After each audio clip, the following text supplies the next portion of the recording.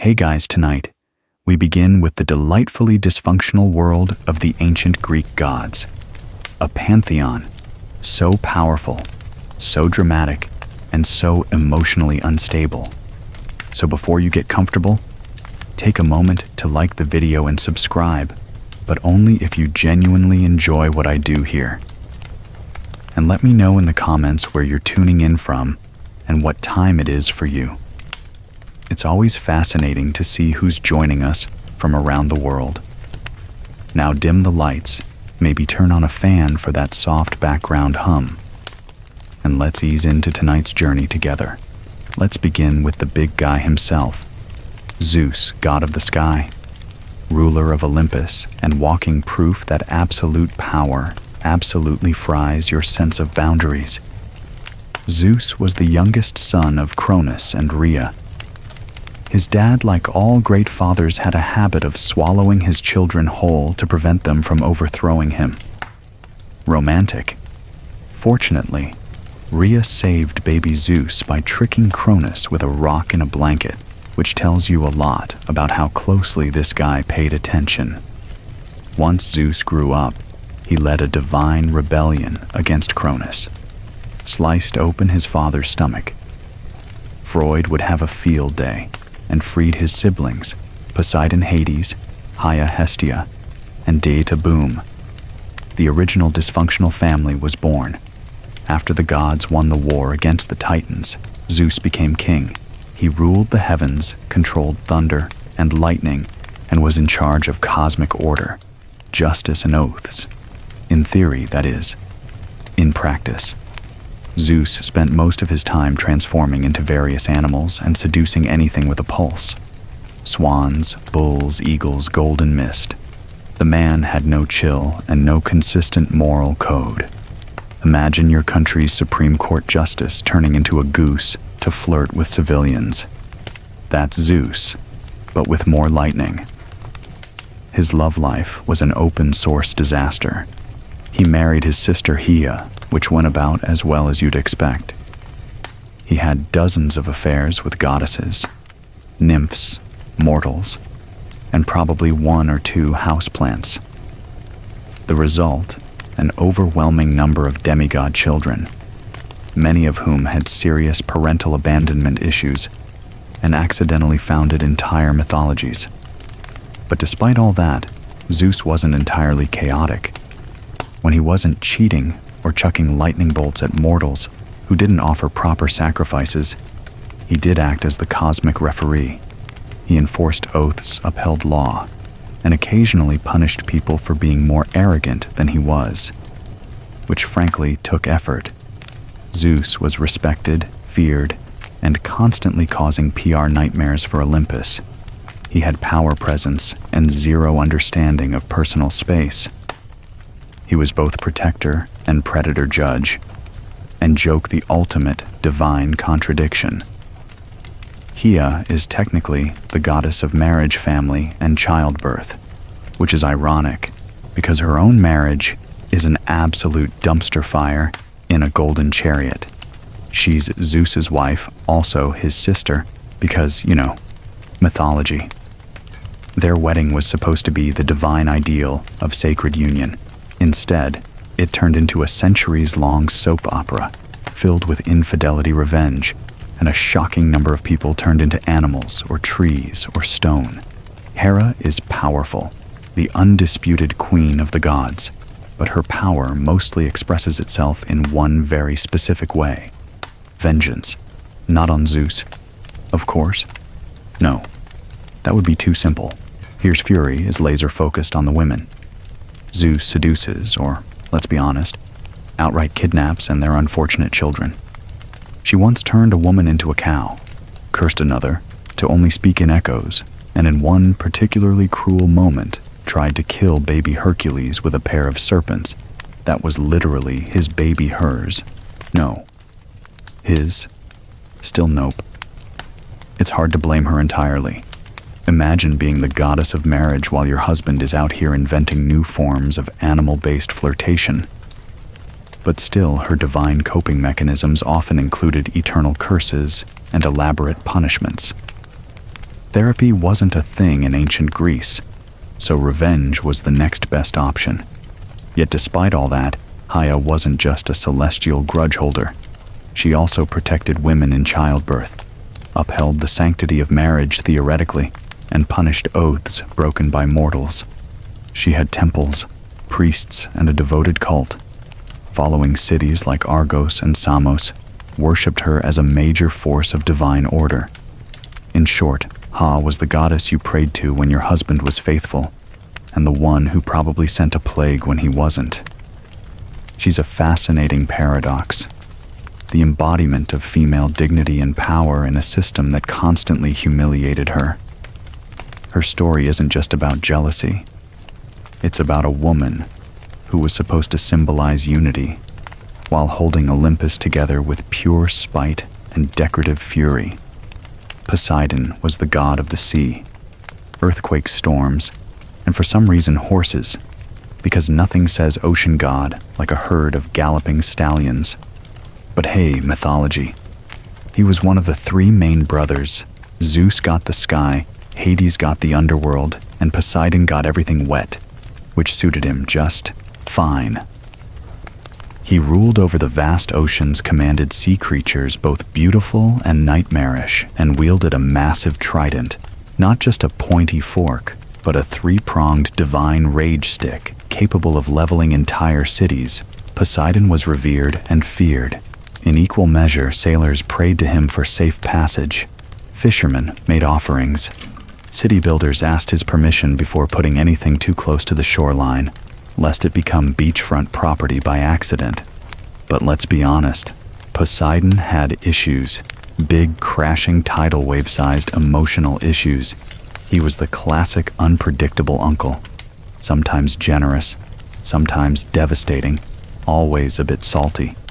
One moment he's creating islands, the next he's flooding your crops because someone forgot to thank him during a sacrificial goat ceremony.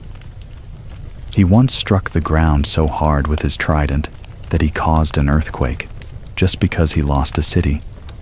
Naming contest to Athena. Seriously, she gave Athens an olive tree. He offered a saltwater spring. The people chose olives. He chose vengeance. That's Poseidon in a nutshell. He also had a rather complicated love life. There were nymphs, mortals, even one incident involving Medusa, which ended with her getting snake hair and a monster label, and him walking away without consequences. Classic. Despite all that, Poseidon wasn't just a stormy brute. He was a protector of seafarers, a builder of cities, and in his calmer moments, a god of prosperity and fertility.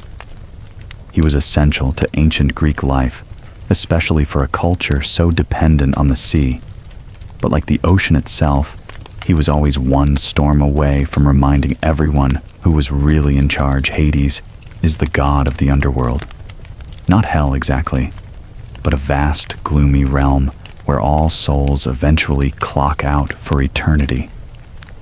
Contrary to modern pop culture, Hades wasn't evil. He wasn't even particularly cruel. He was just incredibly tired of everyone. While Zeus got the sky and Poseidon got the seas, Hades drew the short straw and got stuck managing the ancient Greek version of customer service for the dead. For eternity in darkness, surrounded by wailing, Hades ruled the underworld with a quiet, brooding authority. He wasn't flashy. He wasn't loud.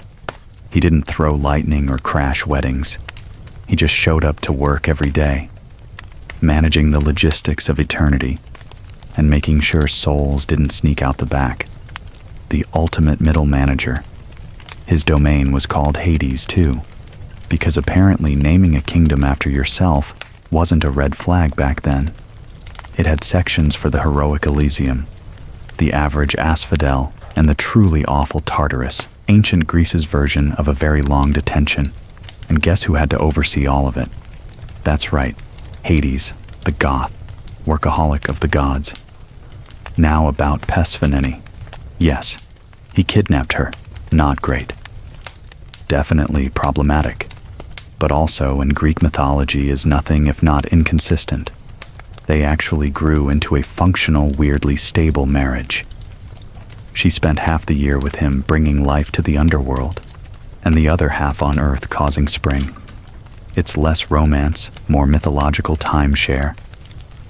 Hades was also the original pet dad. His dog Cerberus had 3 heads of temper and 0 obedience training, but he kept souls in line mostly. Unlike his brothers, Hades didn't cheat, didn't rage, and didn't crave the spotlight. That's probably why ancient Greeks rarely built temples for him. They were terrified of attracting his attention. He was the quiet, grim uncle you didn't invite to the party but still respected from a safe, polite distance. Athena is the goddess of wisdom, war strategy, handicrafts, and staying 10 steps ahead of everyone without breaking a sweat. She's basically the divine embodiment of logic in a world full of emotional wrecks with lightning bolts.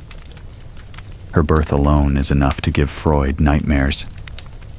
Zeus, after swallowing her pregnant mother Mattis, because prophecy, of course, developed a splitting headache. Instead of aspirin, he got a hammer to the skull, and out popped Athena, fully grown, fully armored, and fully unimpressed with everyone. From day one, Athena made it clear she was not here for nonsense. Unlike her war-happy brother, Ares, Athena viewed conflict like a chessboard, something to be analyzed, controlled, and won with minimal shouting and maximum efficiency. If Eris was a chaotic bar fight, Athena was a war room with spreadsheets.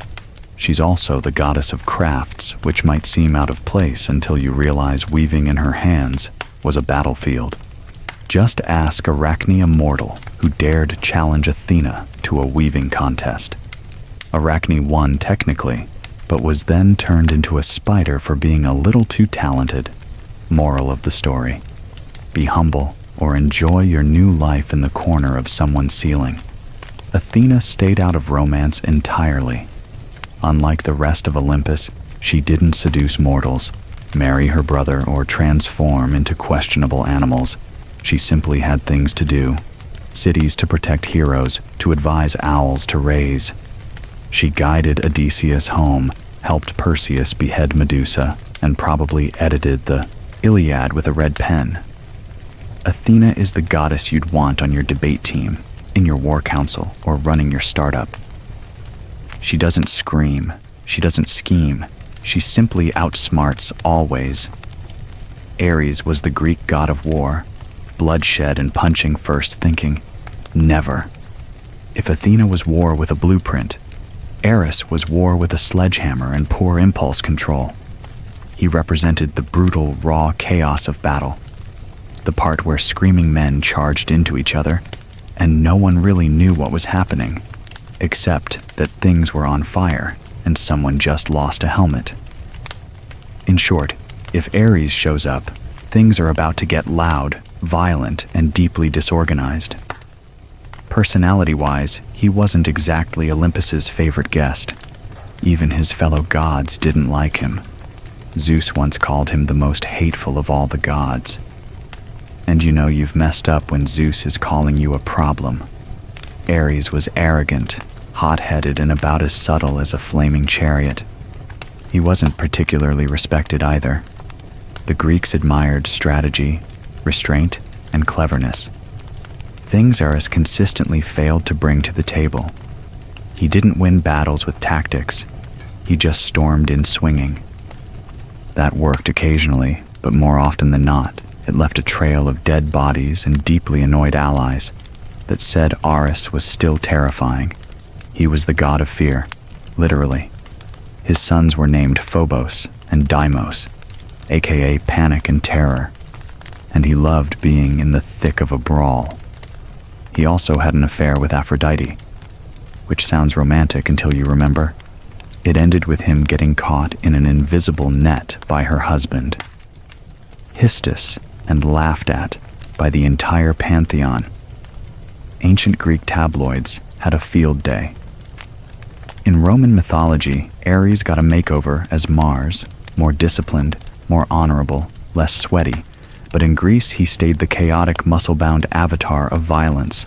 Still, Ahri had his moments. In times of actual war, he was feared and revered. Warriors made sacrifices to him, hoping he'd bring them strength, or at least ignore them for a while. And when he wasn't breaking things, he did ride a cool chariot pulled by fire bee-breathing horses, which earns him at least one style point. Aphrodite was the goddess of love, beauty, desire, and romantic messes with extremely high body counts. If you've ever seen someone fall in love way too fast with exactly the wrong person, congratulations, you've witnessed Aphrodite's divine influence. There are two origin stories for her, depending on how much trauma you can stomach. In one version, she's the daughter of Zeus and Dion. In the older, and frankly, much weirder version, she's born from the sea foam that formed when Cronus chopped off Uranus's godly equipment and tossed it into the ocean. And yes, that's probably the least romantic origin ever assigned to the goddess of romance. Aphrodite was so stunningly beautiful that mortals and gods alike basically lost their ability to make good decisions in her presence. She had an actual magical belt, the cestus, that made her irresistible to anyone, which, let's be honest, is a mildly unfair advantage in the love department. Despite being the embodiment of desire, Aphrodite's own love life was complicated. She was married to Hestia, the hard-working god of fire and blacksmithing. But she famously preferred the company of Ari, the god of war, which tells you everything you need to know about her taste in men. Their affair was exposed when Hestia trapped them mid-romance in a golden net and summoned the other gods to come take a look at ancient Greece, where revenge and group humiliation were considered excellent conflict resolution. But Aphrodite wasn't all chaos and cheating. She had a softer side too. She helped young lovers, presided over weddings, and brought beauty to the world. She was the goddess people prayed to before confessing a crush or trying to charm their way out of something stupid. Still, she wasn't above starting wars. She's the one who offered Helen of Troy to Paris, sparking the Trojan War. Why? Because she wanted to win a divine beauty contest. Yes, really. An entire civilization burned because Aphrodite wanted a golden apple that said to the fairest, "She's the patron goddess of desire, not stability, beautiful, intoxicating, and absolutely not interested in your relationship boundaries." Hestia was the god of fire, metalwork, craftsmanship, and being the only Olympian who actually had a job. While the rest of the gods were busy starting wars, chasing mortals, or throwing lightning like confetti, Hestia was in the workshop, forging weapons, building palaces, and muttering under his breath. His origin story varies, but none of it is flattering. In one version, he's born deformed, and Ha, repulsed by his appearance, tosses him off Mount Olympus like unwanted luggage. In another, Zeus does the tossing after a family argument. Either way, the man falls from heaven, lands hard, and ends up with a permanent limp and probably some abandonment issues the size of Cree. Despite the rocky start, Jesus gets back to Olympus not through forgiveness, but through leverage. He crafts Haya a magical golden throne, which surprise traps her. The gods beg him to return and free her. He agrees, but only if they let him back into the divine club. Negotiation nailed. Now back in Olympus, Hestia becomes the divine handyman. He forges Zeus's thunderbolts, Poseidon's trident, Achilles' armor, and pretty much every magical item anyone brags about.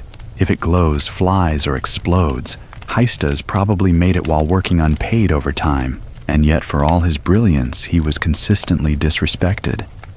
His wife, Aphrodite, assigned, not chosen, famously cheated on him with Ares, his family emotionally distant, to put it kindly, his co-workers constantly breaking the stuff he just fixed. But Hestia's never lashed out like Ares. or schemed like Haya. His revenge was creative, elegant, passive, aggressive. Even that net he used to catch Aphrodite and Ares mid-affair, artisan crafted and designed for maximum public humiliation, practical and poetic. He's not glamorous, he doesn't sparkle, but he's the god who built Olympus. Literally, Hestia is the unsung hero, the working-class deity of the gods, the patron of blacksmiths, artisans, inventors, and anyone who's ever screamed at a malfunctioning machine and then fixed it with duct tape and rage. Hermes is the god of travelers, commerce thieves, messaging, and suspiciously fast talking. He's the guy with winged sandals, a staff that probably came with no use, Emmanuel, and an energy that screams, "I've already eaten 3 olives and lied twice today."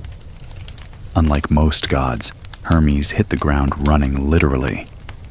On the day of his birth, he crawled out of his crib stole, Apollo's cattle, invented the lyre using a tortoise shell, and then returned to his cradle before anyone noticed. That's day 1. Most gods take centuries to cause that much chaos. Hermes needed about 6 hours. He's known as the messenger of the gods, but that's underelling it. He didn't just deliver messages. He smuggled souls into the underworld, guided heroes through enemy territory, and probably invented the divine version of express shipping. If there was trouble, Hermes was already 2 steps ahead of it, leaving behind a suspiciously vague alibi and a charming grin. He also served as the god of commerce and trade, because nothing says trustworthy marketplace energy like the same guy who oversees thievery. Hermes represented negotiation, persuasion, and morally flexible entrepreneurship. Basically, the patron saint of salesmen, travelers, pickpockets, and anyone who's ever bartered at a flea market. But he wasn't just a charming rogue. Hermes was loyal when it counted. He helped Odysseus outsmart Circe. He gave Perseus the tools to behead Medusa. He even guided souls to the underworld with surprising tenderness, proving that beneath all that mischief, he had a job he took seriously. Hermes also had a signature accessory, the caduceus, a winged staff with 2 intertwined snakes. It's often confused with the symbol of medicine, which is ironic considering Hermes's primary qualifications were speed lying and professional boundary hopping. If Olympus had an IT department, Hermes would be the over-caffeinated tech guy who speaks in acronyms, solves your problems in 2 minutes, and then disappears to go optimize cloud functions, which may or may not involve stealing Zeus's wallet. He's clever, quick, unreliable, and deeply lovable. The god of getting things done, getting away with it and not answering follow-up questions. Data is the goddess of the harvest agriculture grain and giving life to the world provided she's in the mood. When Data is happy, crops flourish, trees bear fruit, and the world blooms with abundance. When she's upset, well, say hello to winter famine and general withering disappointment. She's one of the quieter Olympians. Doesn't throw thunderbolts, doesn't start wars, doesn't turn people into animals, but don't mistake quiet for harmless. She can shut down the planet's food supply with one bad mood, which as it turns out, she did. Enter Persephone, her beloved daughter, the literal flower child of Olympus.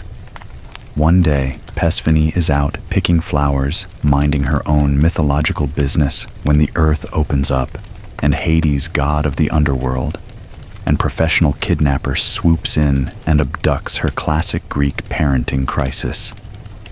Dea understandably loses her divine mind. She searches the earth in grief, refusing to let anything grow until her daughter is returned. Crops fail. Animals starve, mortals beg for mercy. Demet's response, no Persephone, no produce.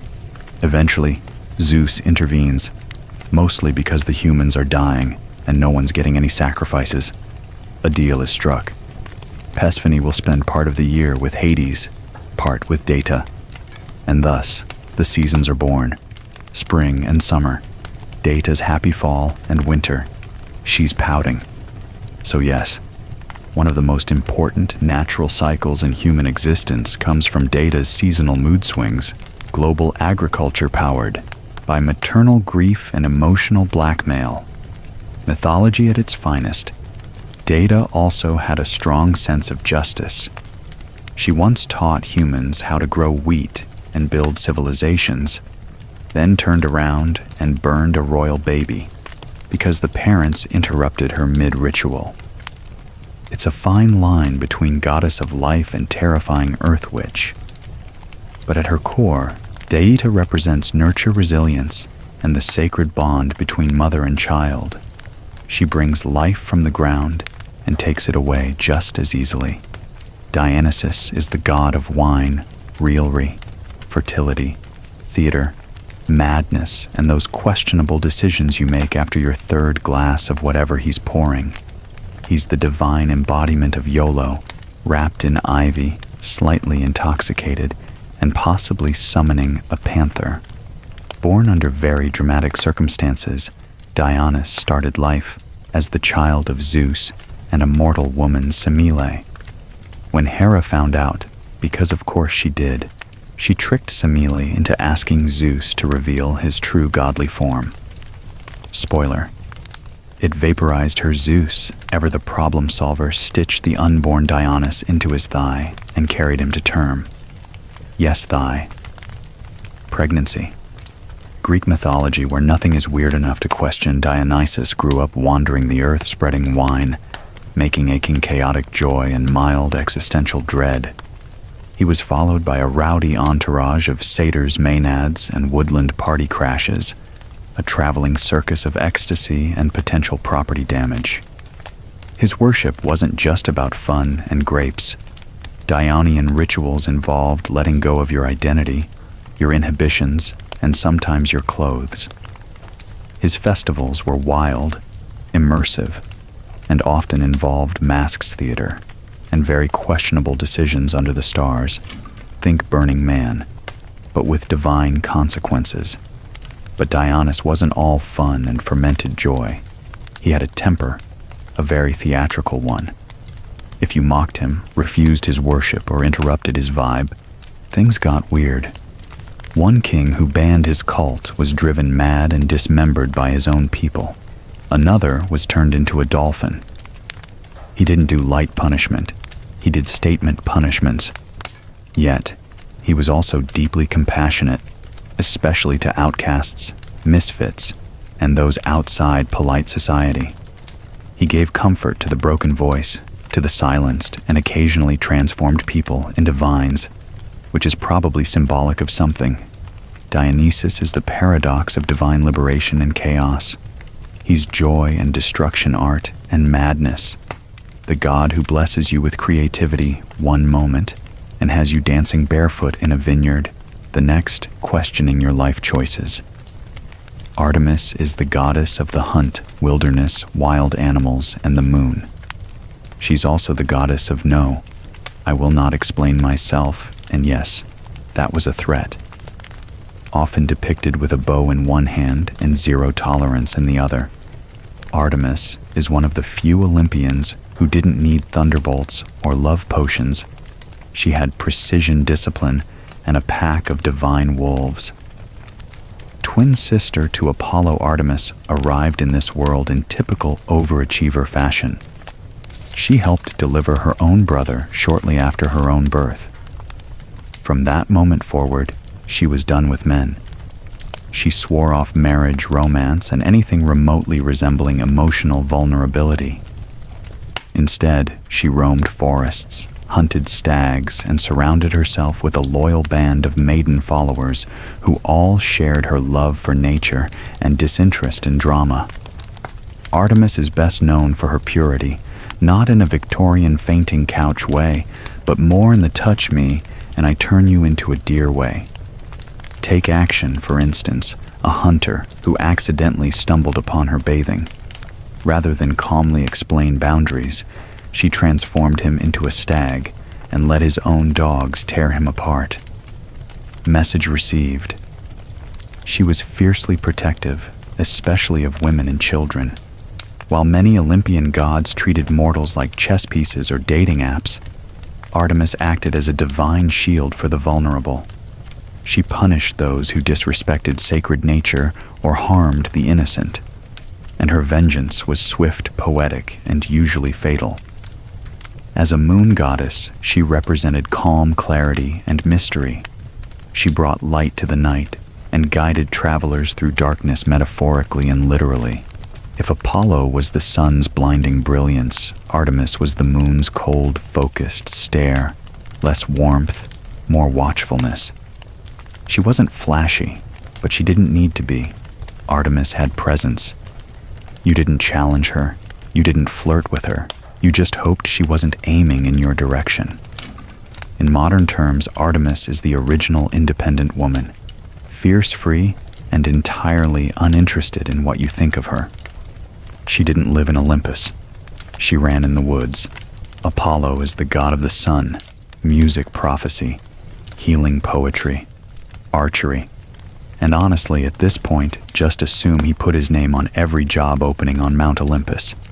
If the gods had linked in Apollo's profile, would crash the site. Twin brother of Artemis.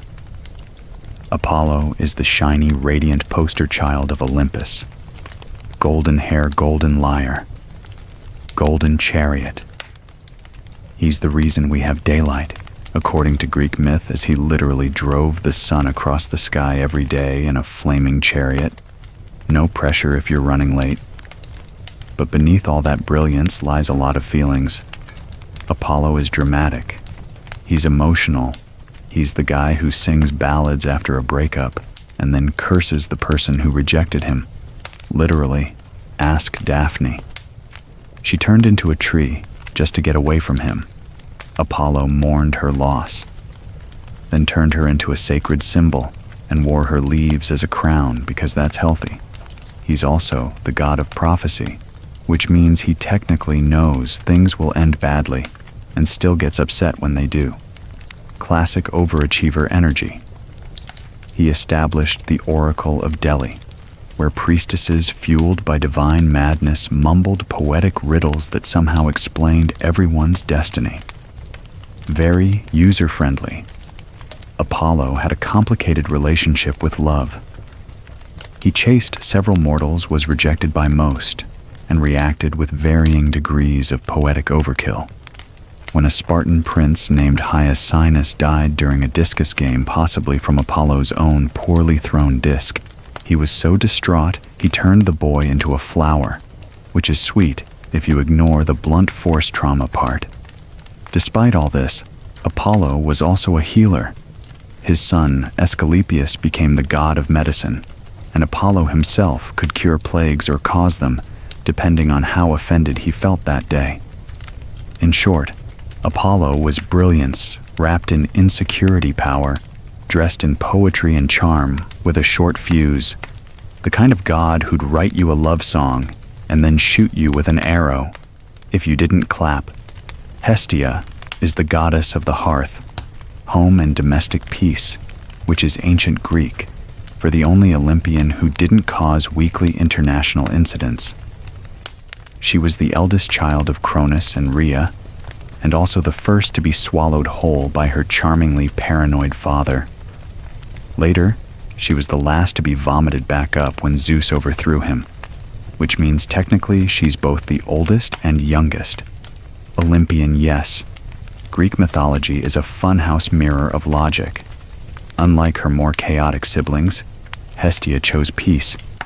She didn't participate in power struggles, didn't throw curses, didn't sleep with mortals, and didn't even throw shade. She was offered a throne on Olympus, shrugged politely, and gave it up to Dionysus. Why? So she could tend the eternal flame and not get dragged into family drama, queen behavior. She presided over the hearth, the center of every home, temple, and city, wherever there was a flame burning for warmth, food, or ritual. Hestia was there in spirit, No temples in her name, no scandalous myths, just a quiet presence that made everything else work. The original background essential, she was also the goddess of hospitality. In a world where shelter and food meant survival, she represented the sacred duty of caring for guests. Invoking her meant your fire would stay lit, your bread wouldn't burn, and hopefully your relatives would leave on time. And unlike most Olympians, she didn't go around turning people into animals, inanimate objects, or ironic morality lessons. Hestia didn't need revenge. She had a well-swept floor and inner peace. Because of her, every meal began and ended with an offering. Every city had her flame burning in its heart, and every prayer circle probably had someone whispering, "Thank you for not being a handful." If the gods were a dysfunctional office, Zeus would be the CEO with boundary issues, Athena the overqualified strategist, Dionysus the HR violation, and Hestia would be the calm office manager, keeping the coffee warm and the lights on, while everyone else argued about whose temple caught fire. Hestia reminds us that there's power in stillness, value in simplicity, and sometimes the most essential figure is the one who doesn't demand attention, but holds everything together. Persephone is one of the most fascinating figures in Greek mythology. A goddess with a split personality written directly into the seasons. She's the bloom of spring and the chill of death, life and decay, flower crown and iron throne. She's the daughter of Demeter, goddess of the harvest, which already puts her in the realm of life and fertility. But then, things took a turn, as they often do in Greek myth, when Hades, lord of the underworld, saw her picking flowers and decided, wife material. He abducted her straight into the underworld. No discussion, no coffee first. Data naturally was devastated. She scoured the earth, and when no one told her where Persephone had gone, she shut down agriculture entirely. The result, global famine and an angry mob of hungry mortals. Eventually Zeus intervened, not out of fatherly concern, but because no one was sacrificing anything while starving. A compromise was reached. Persephone could return, if she hadn't eaten anything in the underworld, which of course she had 6 pomegranate seeds, just enough to legally bind her to a part-time gig in the land of the dead.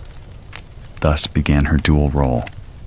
Half the year on Earth, with Data ushering in spring and summer, the other half with Hades in the underworld, giving us fall and winter. The ancient Greeks invented seasonal depression with a myth, but here's where things get interesting. Over time, Persephone embraced her role as Queen of the Dead.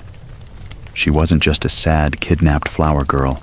She became a ruler, calm, firm, and quietly powerful. Mortals prayed to her for mercy, for safe passage, for understanding the balance between life and death. She represents transformation, not just seasonal, but emotional. The shift from innocence to strength, from being taken to taking control. Persephone is the goddess of duality. She walks through flowers and bones with equal grace. She's the reason flowers bloom and the reason they wilt. Before Psyche was even old enough to understand the word goddess, she was being compared to one.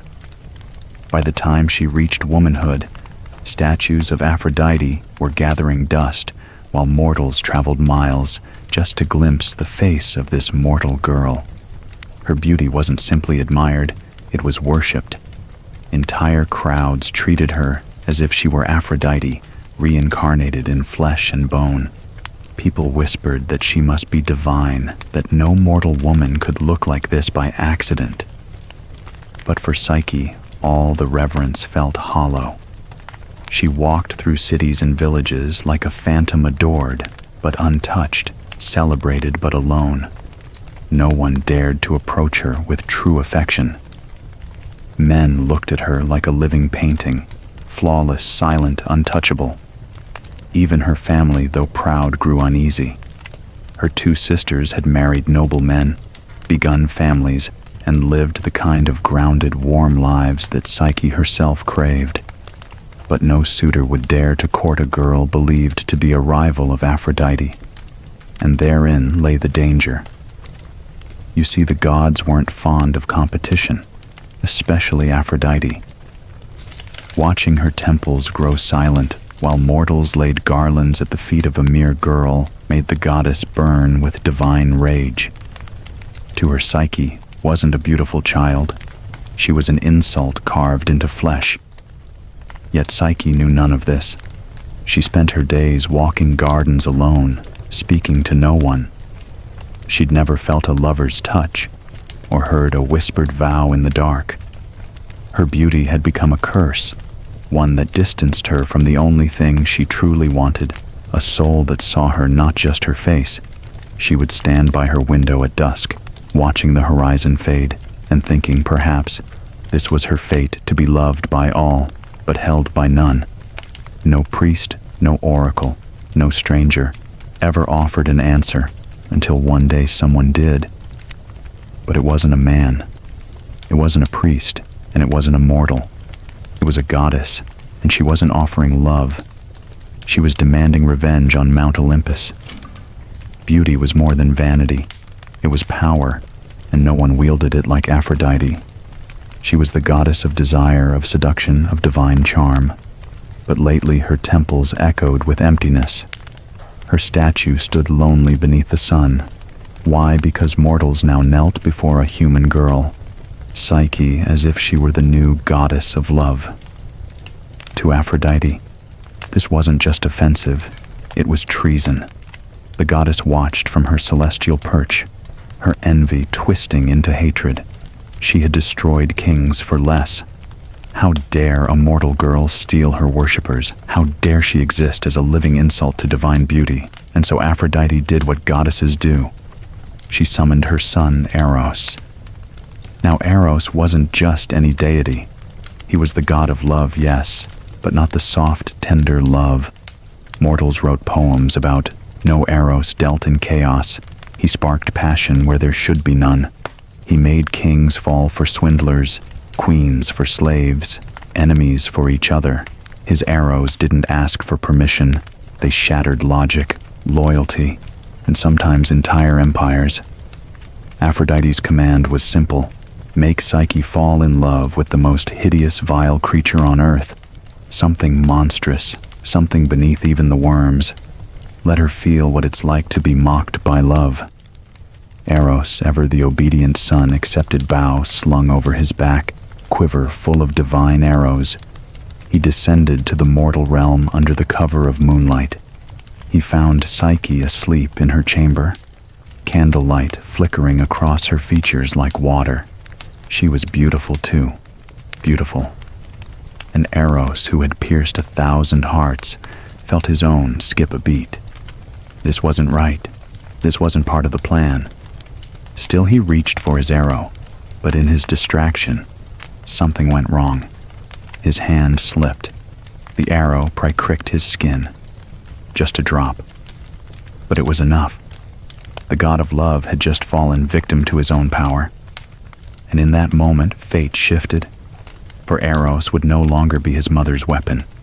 He would be Psyche's silent protector. But neither of them knew what price the gods would demand for this forbidden affection. And Aphrodite would not forgive betrayal. Oz vanished before Psyche could stir from her sleep. The wound from his own arrow still warm on his skin. He had pierced countless hearts, but never once had he fallen prey to his own game. Now, with every beat of his heart, he felt a